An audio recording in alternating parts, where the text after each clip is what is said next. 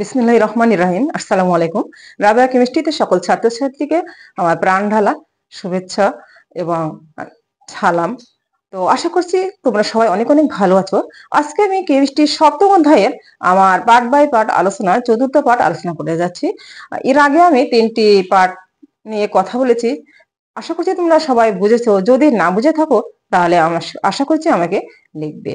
তো আজকে আমি আলোচনা করব একবারে শেষ পর্যায়ে, সেটা হচ্ছে বিক্রিয়ার গতিবেগ এবং লাসাতেলিয়ার নীতি। বিক্রিয়ার গতিবেগ। বিক্রিয়ার গতিবেগ কি? আমরা জানি সকল রাসায়নিক বিক্রিয়ক পদার্থগুলো বিক্রিয়া করে উৎপাদে পরিণত হয়। কোনো কোনো বিক্রিয়ার কম সময় লাগে এবং কোনো কোনো বিক্রিয়া বেশি সময় লাগে। কোনো কোনো বিক্রিয়া 1 সেকেন্ডের কমে উৎপাদে পরিণত হয়। যেমন আমরা যদি সোডিয়াম ক্লোরাইড এর দ্রবণে সিলভার নাইট্রেট যোগ করি তাহলে দেখা যায় 1 সেকেন্ডের কম সময়েই সেখানে সিলভার ক্লোরাইড এর সাদা অধক্ষেপ পড়ে যায়। আবার লোহার তৈরি একটা বীজে মরিচা ধরতে অনেক দিন সময় লেগে যায়। যে বিক্রিয়াটি স্বল্প সময়ে সম্পন্ন হয় তাহার সেই বিক্রিয়ার হার বা গতিবেগ অনেক বেশি, এবং যে বিক্রিয়াটি সম্পন্ন হতে অনেক বেশি সময় লাগে তার হার বা গতিবেগ কম। এই হচ্ছে বিক্রিয়ার হার বা গতিবেগ। এখন লাসাতেলিয়ার নীতি নিয়ে আমি কিছু কথা বলবো। লাসাতেলিয়ার নীতি। তো লাসাতেলিয়ার নীতিটি এখানে আমি লিখে রেখেছি। লাসাতেলিয়া কি বলেছেন? লাসাতেলিয়া বলেন, কোনো উভমুখী বিক্রিয়া সাম্য অবস্থায় থাকাকালীন যদি তাপ, চাপ, ঘনমাত্রা ইত্যাদি পরিবর্তন করা হয় তবে সাম্যের অবস্থান এমন ভাবে পরিবর্তিত হয় যেন তাপ, চাপ, ঘনমাত্রা ইত্যাদির পরিবর্তনের ফলাফল প্রশমিত হয়। তাহলে আমাদেরকে আগে এখানে জানতে হবে উভমুখী বিক্রিয়া। আমাদের মেন পয়েন্ট গুলো জানতে হবে। উভমুখী বিক্রিয়া কি, সাম্যাবস্থা কি, তাপ, চাপ, ঘনমাত্রা এগুলোই বা কি। উভমুখী বিক্রিয়া যেটা আমরা অনেক আগে থেকে জেনে এসেছি, যে বিক্রিয়ায় বিক্রিয়ক পদার্থগুলো বিক্রিয়া করে উৎপাদে পরিণত হয়, আবার উৎপাদ পদার্থগুলো পুনরায় বিক্রিয়া করে বিক্রিয়কে পরিণত হয়, সেই বিক্রিয়াকে উভমুখী বিক্রিয়া বলা হয়। সাম্যাবস্থা। উভমুখী বিক্রিয়া বিক্রিয়ক পদার্থগুলো বিক্রিয়া করে উভমুখী বিক্রিয়া করে যখন উৎপাদে পরিণত হয় তখন একে সম্মুখমুখী বিক্রিয়া বলে, এবং উৎপাদ পদার্থ বিক্রিয়াকে পরিণত হলে এটাকে পশ্চাৎমুখী বা বিপরীতমুখী বিক্রিয়া বলা হয়। তো বিক্রিয়ার শুরুতে সম্মুখমুখী বিক্রিয়ার হার বা গতিবেগ অনেক বেশি থাকে এবং সময়ের সাথে সাথে সেটা কমতে থাকে। আবার বিক্রিয়ার শুরুতে পশ্চাৎমুখী বা বিপরীতমুখী বিক্রিয়ার হার বা গতিবেগ কম থাকে এবং সময়ের সাথে সেটা কমতে থাকে। এভাবে একসময় দেখা যায় উভয় বিক্রিয়ার হার বা গতিবেগ সমান হয়ে গেছে। এই উভয় বিক্রিয়ার হার বা গতিবেগ সমান হয়ে যাওয়ার এই অবস্থাকে বিক্রিয়ার সাম্যাবস্থা বলা হয়। এই উভয় বিক্রিয়া চলাকালীন সময়ে বিক্রিয়ক পদার্থগুলো বিক্রিয়া করে যে পরিমাণ উৎপাদে পরিণত হয়, উৎপাদ পদার্থ আবার বিক্রিয়া করে সেই পরিমাণ বিক্রিয়ক উৎপন্ন করে। এই জন্য আপাতত দৃষ্টিতে বাইরে থেকে এই অবস্থাটা থেমে গেছে বলে মনে হয়, কিন্তু আসলে তা থামে না। তবে বিক্রিয়ার সাম্যাবস্থার নিয়ামক তাপ, চাপ, ঘনমাত্রা পরিবর্তন করলে বিক্রিয়ার সাম্যাবস্থা পরিবর্তিত হয়। এমন সাম্যাবস্থা উভয় সমান পরিমাণ বিক্রিয়ক এবং উৎপাদ হাইড্রোজেন প্লাস আয়োডিন বিক্রিয়া করে 2 হাইড্রোজেন আয়োডাইড। এই পদার্থগুলো বিক্রিয়া করে উৎপাদে পরিণত হচ্ছে, আবার উৎপাদগুলো বিক্রিয়া করে বিক্রিয়কে উৎপন্ন হয়। এটা হচ্ছে সাম্যাবস্থা। সমান পরিমাণ বিক্রিয়ক এবং সমান পরিমাণ উৎপন্ন হবে এখানে। তো এই হচ্ছে, এখন আমরা দেখতে চাই যে এই উভয়কে বিক্রিয়ার সাম্যাবস্থায় তাপ, চাপ এবং ঘনমাত্রা পরিবর্তন করলে লাসাতেলিয়া এখানে পরিবর্তন করা হলে লাসাতেলিয়ার নীতি অনুসারে এখানে কি ঘটতে পারে। লাসাতেলিয়া কি বলেছেন? তো লাসাতেলিয়া বলে যে কোন উভমুখী বিক্রিয়ার সাম্যাবস্থায় তাপ, চাপ, ঘনমাত্রা পরিবর্তন করা হলে পরিবর্তনের ফলাফল প্রশমিত হতে হবে। তো এই জন্য আমাদেরকে বিক্রিয়াটাকে, যেমন নাইট্রোজেন প্লাস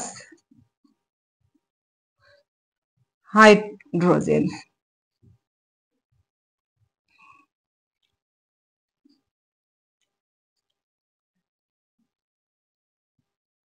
এখানে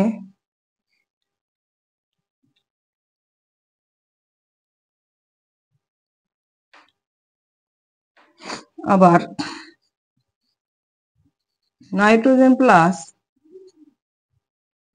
অক্সিজেন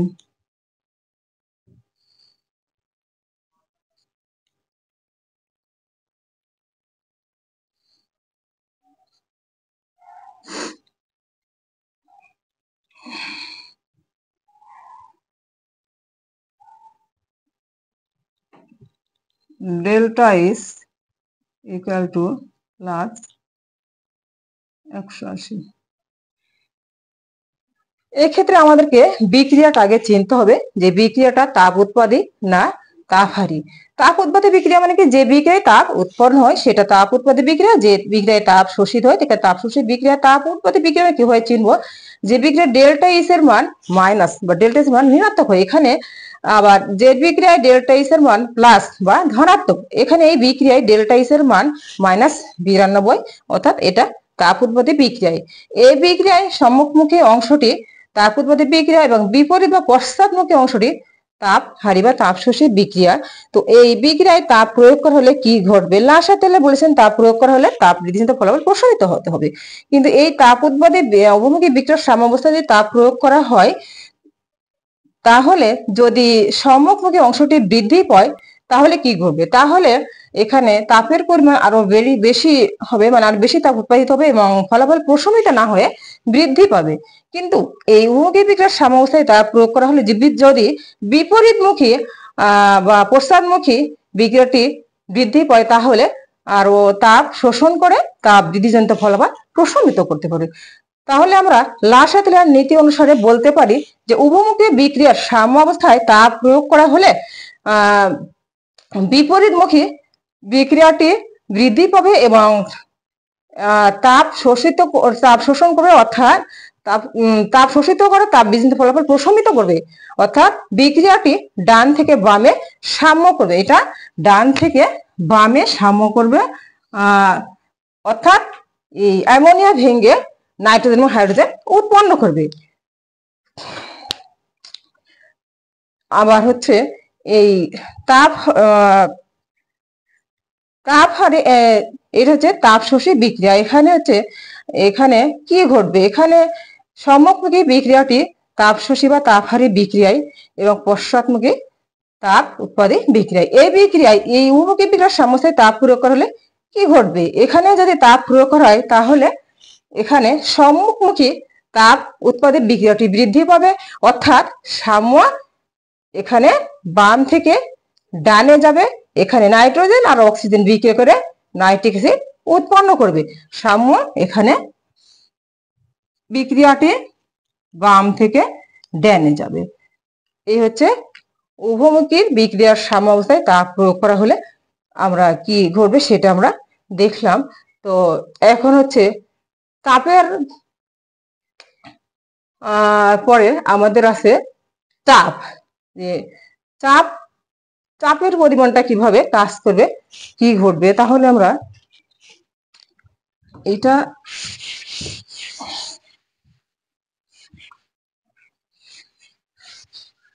চাপের ক্ষেত্রে যেমন আমি ওই বিক্রিয়াটা দিয়েই আলোচনা করতে চাই। যেমন এই উদাহরণটা তোমাদের বইও দেওয়া আছে, সিম্পল উদাহরণ দিয়ে আমি বোঝাতে যাচ্ছি। এখানে যদি আমি এই দুটা বিক্রিয়াকে আবারও কল্পনা করি, তাহলে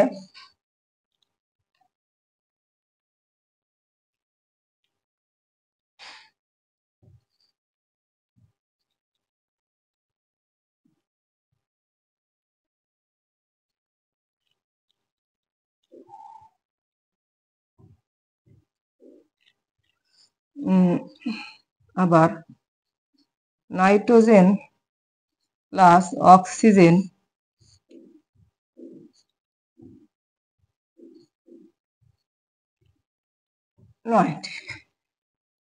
এখানে চাপের ক্ষেত্রে এখানে চাপের ক্ষেত্রে কি ঘটবে। তাহলে এখানে হচ্ছে এই চাপের ক্ষেত্রে বিক্রিয়ক এবং উৎপাদের মধ্যে যে কোনো একটি বা সবগুলোই গ্যাসীয় হতে হবে। গ্যাসীয় নাহলে এখানে চাপের প্রভাব থাকে না। এবং এখানে কি হবে, বিক্রিয়ক এবং উৎপাদের মোল সংখ্যার মধ্যে ডিফারেন্স থাকতে হবে, না হলে চাপের প্রভাব থাকবে না। তো প্রথম হচ্ছে কি, এখানে বিক্রিয়ক এবং উৎপাদের যে কোনো একটি বা সবগুলো গ্যাসীয় হতে হবে। দ্বিতীয়ত, এই বিক্রিয়ক বা উৎপাদের গ্যাসীয় উপাদের মোল সংখ্যার মধ্যে ডিফারেন্স থাকতে হবে, পার্থক্য থাকতে হবে। তো এখানে হচ্ছে এইগুলো সবই গ্যাসীয় উপাদান। এগুলো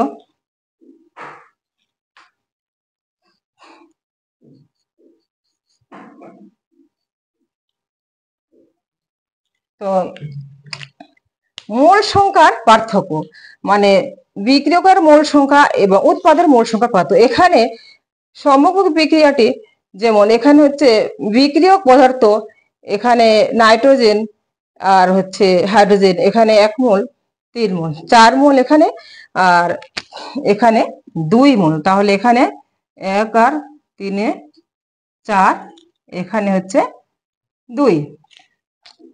এখানে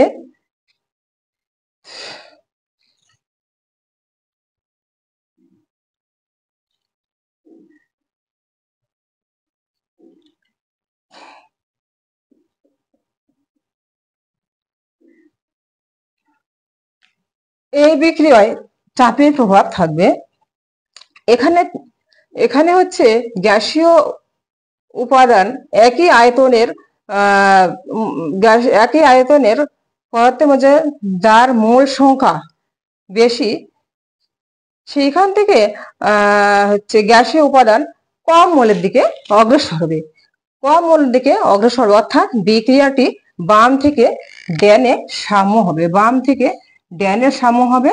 এবং এই যে অ্যামোনিয়া ভেঙে নাইট্রোজেন হাইড্রোজেন উৎপন্ন করবে, অ্যামোনিয়া ভেঙে এখানে। কিন্তু যদি এখানে গ্যাসীয়, এখানে যদি কম মোলের দিকে অগ্রসর করবে, যদি এখানে যদি পরিমাণ বৃদ্ধি করা হয়, গ্যাসীয় পরিমাণ, এখানে যদি চাপ কমিয়ে নেওয়া হয়, এখানে যদি চাপ কমিয়ে নেওয়া হয়, তাহলে কি হবে, তাহলে বিক্রিয়াটি বিপরীত দিকে অগ্রসর হবে। চাপ কমিয়ে নেওয়া হলে বিক্রিয়াটি বিপরীত দিকে অগ্রসর হবে, অর্থাৎ এখানে কি হবে, এখানে হচ্ছে বিক্রিয়াটি বিপরীত অগ্রসর হবে, মানে এখানে অ্যামোনিয়া ভেঙে কি হবে, নাইট্রোজেন এবং হাইড্রোজেন বিক্রিয়া করবে। প্রথমত এখানে বেশি মোল থেকে গ্যাসীয় উপাদান কম মোলের দিকে অগ্রসর হবে, অর্থাৎ বিক্রিয়াটি বাম থেকে ড্যানে সাম্য করবে, নাইট্রোজেন হাইড্রোজেন বিক্রিয়া করে অ্যামোনিয়া উৎপন্ন করবে। দ্বিতীয়ত, চাপের পরিমাণ কমিয়ে নেওয়া হলে বিক্রিয়াটি বিপরীত দিকে অগ্রসর হবে, অ্যামোনিয়া ভেঙে নাইট্রোজেন হাইড্রোজেন উৎপন্ন করবে, বিপরীত দিকে অগ্রসর হবে। এই দিকে আবার যেই বিক্রিয়ায় মোল সংখ্যার কোনো ডিফারেন্স নেই, পার্থক্য নেই, মোলের কোনো এখানে পার্থক্য নেই, এখানে নাইট্রোজেন হাইড্রোজেন এখানে হচ্ছে 1 1 2 মোল, এখানে 2 মোল, এখানে গ্যাসের কোনো, এখানে হচ্ছে চাপের কোনো প্রভাব নেই। তাহলে আমরা কি জানলাম, চাপের প্রভাব, যে উন্মুখী বিক্রিয়ার সাম্যাবস্থায় চাপের কি প্রভাব। তাহলে এখানে চাপ প্রয়োগ করা হলে সমমুখী বিক্রিয়াটি, অর্থাৎ বেশি মোল থেকে গ্যাস পরিমাণ কম মোলের দিকে যাবে, বৃদ্ধিজনিত ফলাফল প্রশমিত করবে। আবার চাপ কমে নেওয়া হলে বিক্রিয়াটি বিপরীত দিকে অগ্রসর হবে। তাহলে এই চাপের পরিমাণ আমরা বুঝতে পারলাম। এবার হচ্ছে ঘনমাত্রা। ঘনমাত্রা কি প্রভাব রয়েছে, অবমুখী বিক্রিয়ার সাম্যাবস্থায় ঘনমাত্রা কি প্রভাব রয়েছে। অবমুখী বিক্রিয়ার সাম্যাবস্থায় ঘনমাত্রা প্রভাব রয়েছে। যদি বিক্রিয়কের ঘনমাত্রা, অবমুখী বিক্রিয়ার সাম্যাবস্থায় যদি বিক্রিয়কের ঘনমাত্রা কমিয়ে নেওয়া হয়, যদি বিক্রিয়কের কোনো একটি বিক্রিয়কের ঘনমাত্রা কমিয়ে, উভমুখী বিক্রিয়ার সাম্যাবস্থায় যদি কোনো একটি বিক্রিয়ার ঘনমাত্রা বৃদ্ধি করা হয়, তাহলে উৎপাদের পরিমাণ বৃদ্ধি করার জন্য বিক্রিয়কের ঘনমাত্রা কমাতে হবে, উৎপাদের পরিমাণ বৃদ্ধি করার জন্য। অর্থাৎ বিক্রিয়াটি এখানে কি করবে, বাম থেকে ড্যানে অগ্রসর হবে।